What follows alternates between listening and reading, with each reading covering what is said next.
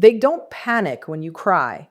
They don't break when you beg. They don't fall apart when you leave. They fall apart when you stop caring. Because the moment a narcissist realizes they can't reach you anymore, their entire inner structure starts to crack quietly, internally, and in a way that doesn't go back to how it was. If this hits you, if you've lived it, pause for a second and subscribe, like, or save this video. Not for me, but as a reminder to yourself that walking away was not weakness. Now, let's keep going.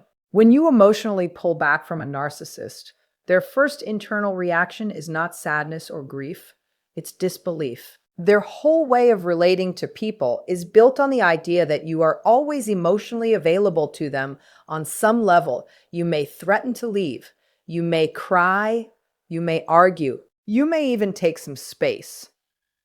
But in their mind, you're still tied to them through your emotional reactions. That's why when you finally give up quietly and without drama, it doesn't register as an ending. It registers as a glitch. They assume you're just upset, overwhelmed, tired, or trying to get reassurance.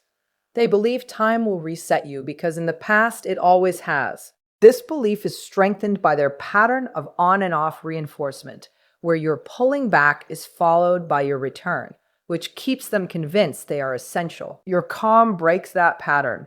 Your lack of reaction creates mental conflict inside them. They start replaying recent moments looking for proof that they are still in charge. And when they can't find it, they brush off the change as temporary. This isn't hope. It's entitlement. Narcissistic thinking depends on predictable supply, and you are dependable. In their mind, people don't truly leave unless they are pushed out. And since they didn't officially discard you, your exit can't be real. This denial also protects their fragile self-image. Accepting that you chose to emotionally detach would mean admitting they were not essential, not irreplaceable, and not in control. That idea is too destabilizing right now. So they downplay your absence, explain away your silence, and even mock your distance as weakness or immaturity. They may tell themselves you're just waiting for them to notice, that you'll come back once you've been ignored long enough, or that you're trying to manipulate them. This keeps their internal ranking system intact while they try to buy time to get power back. This confused denial is not passive. It is an active holding pattern meant to protect their sense of superiority while they figure out the threat. And it stays in place until your consistency forces reality to break through, creating the first crack in their psychological armor. Once denial can't hold anymore, the narcissist feels something far more destabilizing than sadness: ego injury. This isn't about missing you as a person. It's about losing access to the role you played for them. You were not just a partner, friend, or familiar presence. You were a regulator of their self-worth. Your attention told them they mattered. Your reactions proved they had power. Your emotional work kept their identity from falling apart. When you emotionally disconnect, that whole regulation system fails. The narcissist starts to feel exposed, smaller, and internally threatened, even if they can't clearly explain why. This injury hits the core of their self-image, which relies on outside approval instead of inner stability. Without your reactions, they feel a sudden drop in perceived value, not because their worth truly changed, but because the mirror that reflected it has gone dark. This creates intense inner discomfort, often felt as irritation, restlessness, or a vague sense of being disrespected. They may obsess over tiny details, replay conversations, or feel a weird sense of vulnerability they quickly reject. Ego injury is soaked in shame, and shame is unbearable to narcissistic psychology. Instead of processing it, they push it outward. They may decide you are ungrateful, disloyal, or mentally unstable. This reframing lets them avoid facing the real issue, which is that their influence over you is gone. The injury also threatens their sense of ranking. Narcissists operate by an unspoken ranking system where they must sit above others and other people must stay emotionally dependent. Your detachment feels like disobedience. It breaks the unspoken deal that you would keep giving admiration, reassurance, or emotional engagement on demand.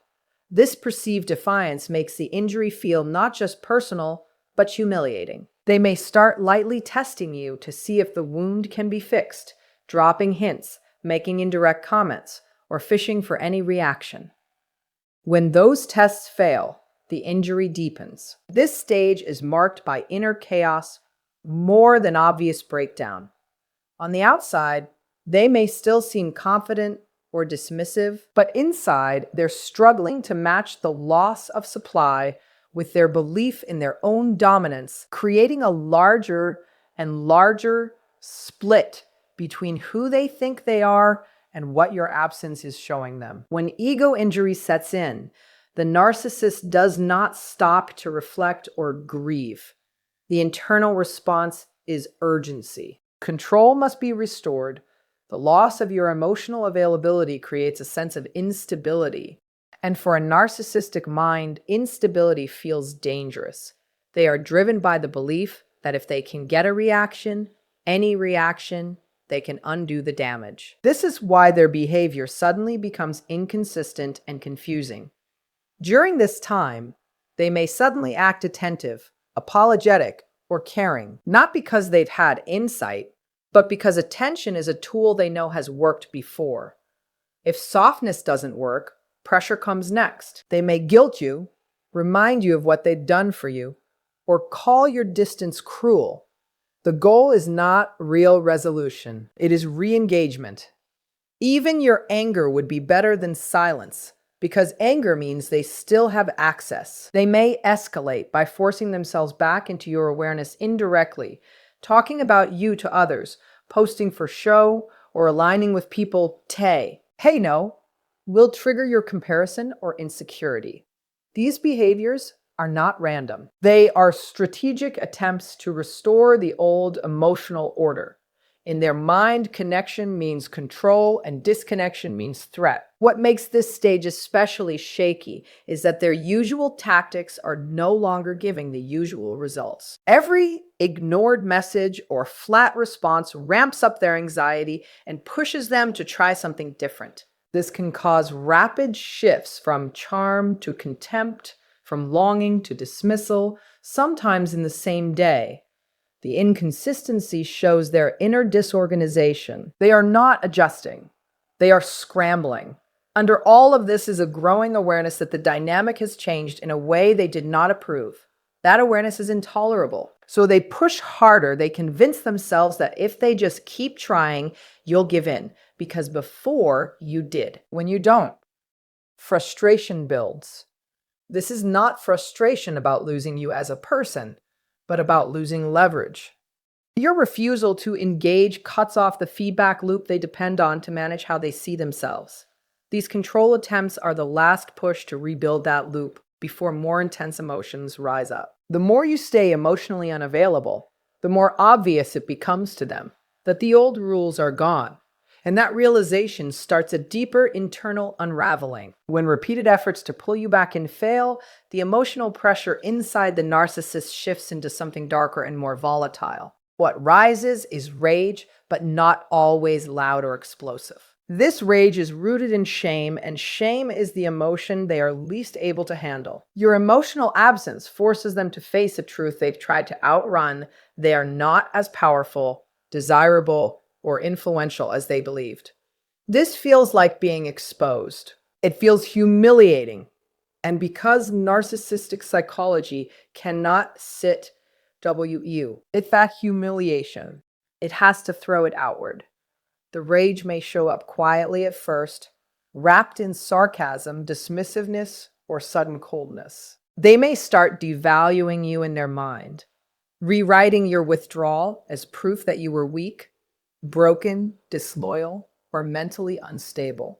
This is not a real evaluation of you. It is an emergency repair job on their self-image. If you're defective, then their loss of control makes sense. If you're cruel, then their anger feels justified.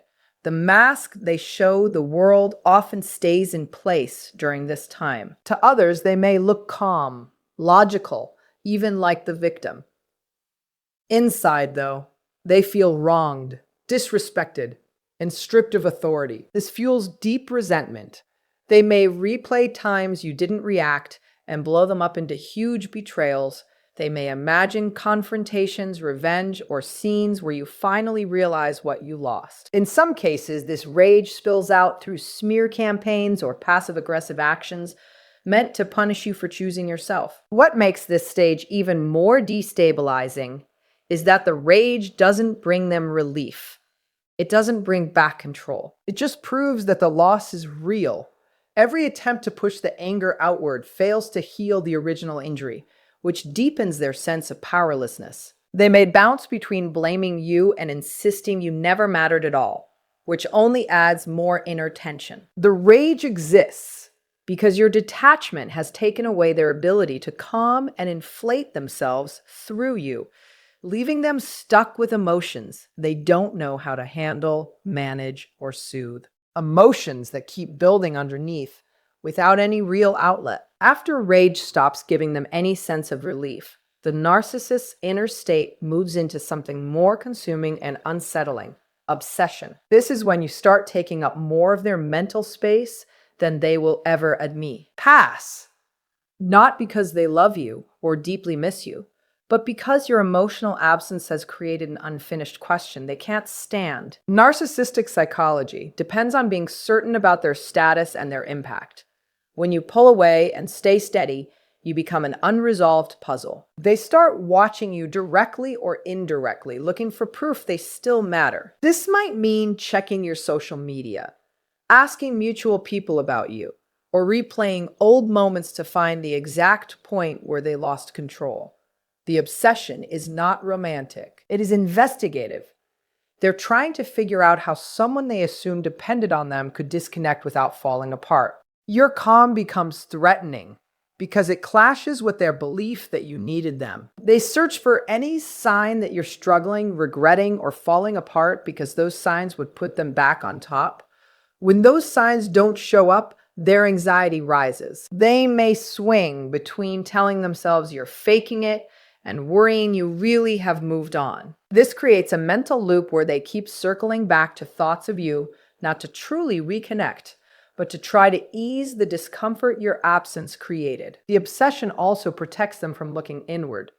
Real self-reflection would mean facing vulnerability, lack, or emptiness. So instead, they push the problem onto you and fixate on the person who triggered it. They may mentally rewrite past scenes, picturing outcomes where they win you back just to reject you or where you see their value too late. These fantasies offer short-term ego relief, but eventually remind them of what's been lost.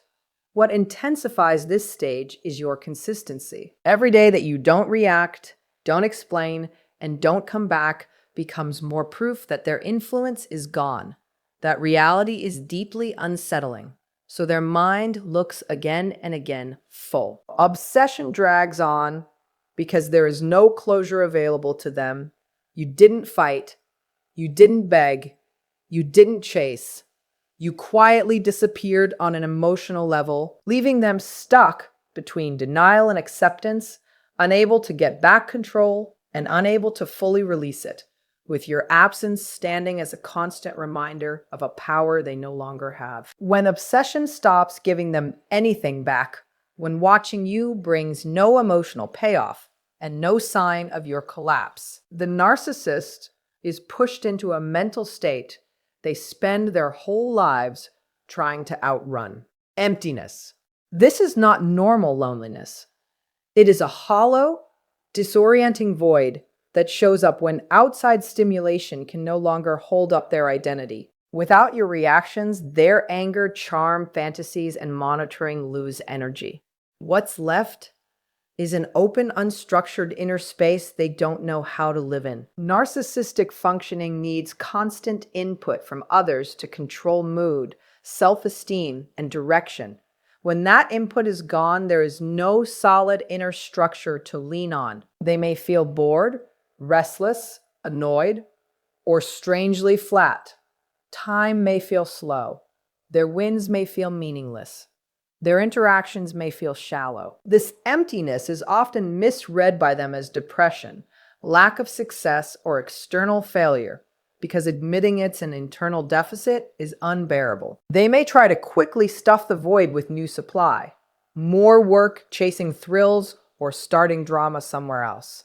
These things distract them for a while, but they don't fix the hollow feeling. Your absence is still there, not as missing you romantically, but as a missing beam that once held up parts of their inner world. What makes this stage so unsettling is that they have no clear target to blame. The rage is worn out, the obsession is stale. Denial can't fully protect them anymore. The emptiness shows the truth, that their sense of self was never truly internal. They may have sudden mood swings, impulsive choices, or a constant need for distraction to avoid dropping into that inner silence. Quiet moments become threatening. Stillness feels unsafe. This is why many narcissists fear being alone. Not because they miss company, but because solitude takes away the mirrors they need in order to feel like they exist. Your emotional disengagement hasn't just removed a relationship. It has removed a stabilizing mechanism. The emptiness hangs around under the surface, even when it's covered by activity or new people. It's still there as the result of a self-built outward instead of inward, now left without support, drifting, and deeply uncomfortable with the space you no longer fill. When the emptiness becomes too much and can't be filled fast enough, the narcissist's mind moves into reconstruction. This is where they start rewriting reality, just to stay psychologically intact. The story they build is not meant to be accurate. It is meant to steady them. Accepting that you chose emotional independence would mean admitting limits to their power, impact, and desirability.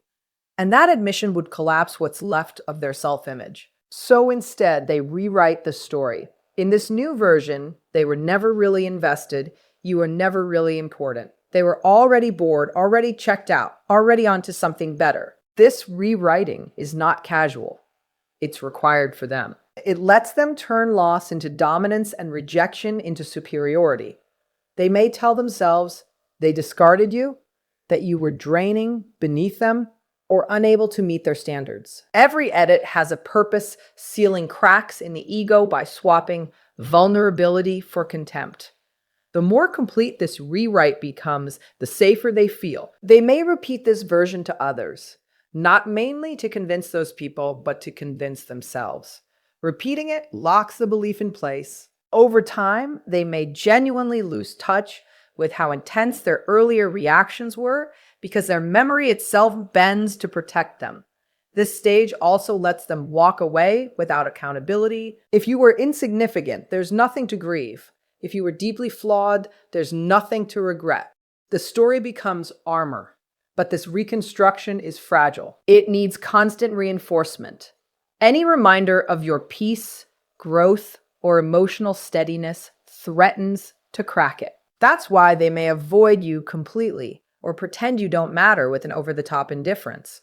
The story has to stay intact for them to keep functioning. Inside, this reconstruction closes the cycle by shutting down self-examination.